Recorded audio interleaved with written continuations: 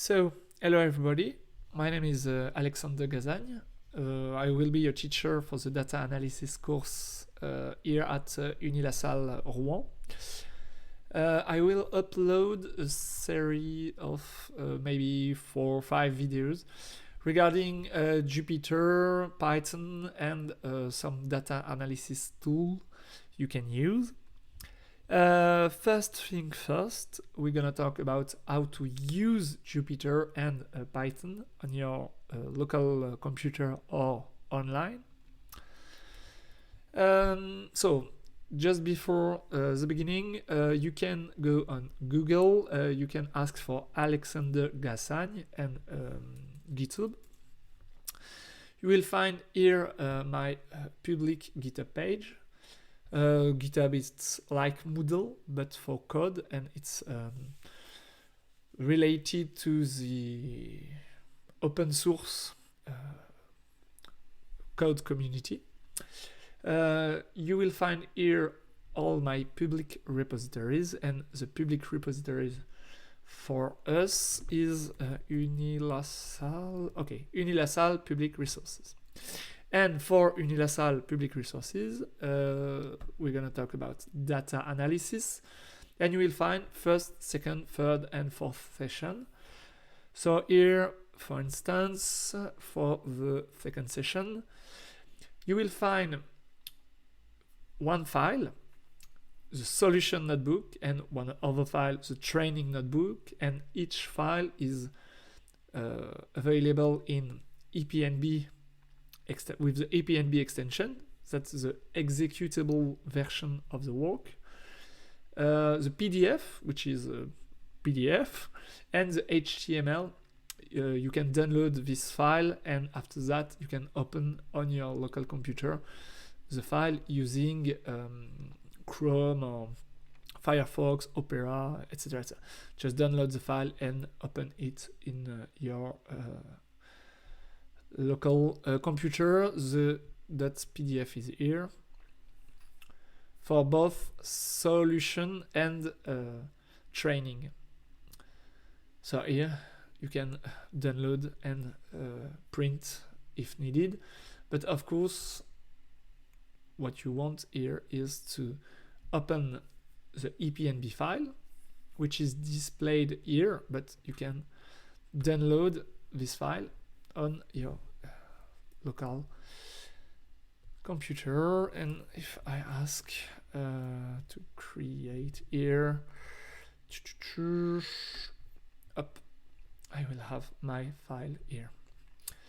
So that was about public resources for GitHub. Regarding using Jupyter, the first tool you can use is Google Colab. Just go on Google Colab. Here you can just try to create a new notebook. Of course, you have to be signed in regarding your Google account. And here I have a Jupyter notebook. Let's try something like 1+1 here. Control Enter, or just click here, but of course Control Enter is better. Run the cell, Control plus Enter. Okay, that's the hotkeys for this command. Here we have to wait, okay, 3-5 seconds maybe, and the notebook is active and running. Okay. You can of course create a new notebook. You can save a copy of this notebook in your Google Drive. You can link this notebook to GitHub. You can save or download this file with the .py extension, like a script, a R script or Python script, or the full Jupyter notebook .epnb extension. If you want to upload some data, just go here with the folder icon and just click here to upload from your local computer the file, the CSV file or the Excel file you want. That was for Google Colab. Of course, I will explain lots of stuff regarding Python, Jupyter, etc., but not right now, later. Using Google Colab, sorry, it's okay for us. Using Jupyter, of course, you can go on jupyter.org. You can install Jupyter directly on your local machine. You can try Jupyter online here with a free tool for Jupyter. Okay, it's fine to use Jupyter like that, but we will have a problem regarding external libraries. So we will use lots of external libraries, for instance, Pandas, Matplotlib, etc., etc. So just using Jupyter is not so easy when you are working with external libraries. It's okay, but it's not so easy. So maybe there is another tool, a very powerful one, named Anaconda. Okay, Anaconda, Python, Anaconda, okay. Basically that's some kind of geek humor. I'm not so sure that that's so funny. I'm not sure that's so funny, but okay, Anaconda, Python, and here you have free download, or just go on the landing page of Anaconda.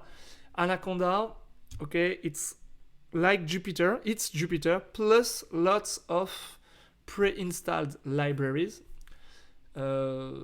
especially for data science. So just go to solution here, or on the main page, I think you will have something about, okay, free download here. Anaconda, it's a very powerful tool with, of course, Jupyter, Python, and pre-installed libraries such as Pandas, etc. And one of the most important other feature you will have with Anaconda is about managing external libraries. So you can use lots of various versions of Pandas, of scikit-learn, etc., etc. So especially for Windows user, it's, I think, one of the best tools you can use, Anaconda and Google Colab. According to me, these two tools are the best one to easily launch, run, and play with notebooks. So that's all for today. Just a small last point. If you want, for more advanced users, if you want to use Jupyter with VS Code, of course you can use an IDE such as VS Code here. Just go VS Code, download the .exe or .deb, etc., and install VS Code on your local computer. There is alternatives. There are alternatives to VS Code, such as, I think, PyCharm is a good tool. Spyder, it's a very old IDE. It's deprecated IDE. Even if you can download a Spyder and use Spyder, it's okay, but this is a very old tool. Anaconda, Google Colab, VS Code, PyCharm are much more powerful and recently updated tools. So you can use PyCharm or VS Code if you don't want to use Anaconda or Google Colab. If you have VS Code installed on your local computer, you just ask something like code hello.epnb, and you will have a VS Code interface, like this, and you will be able to run your cells just like this. Just be sure that the selected local environment is a good one. Here, .venv for Python 3.10, and just run your cells here. Okay, 1 + 1 = 2, so we are okay with this. That's all for this video. In the next video, we're gonna talk about the basic features using Jupyter for Jupyter Lab, Jupyter Colab, Jupyter Notebook. Basically, Jupyter Lab and Jupyter Notebook, that's the same tool. So Jupyter Lab, Jupyter Notebook, Google Colab, and of course VS Code. So thank you and see you in the next video. Bye bye.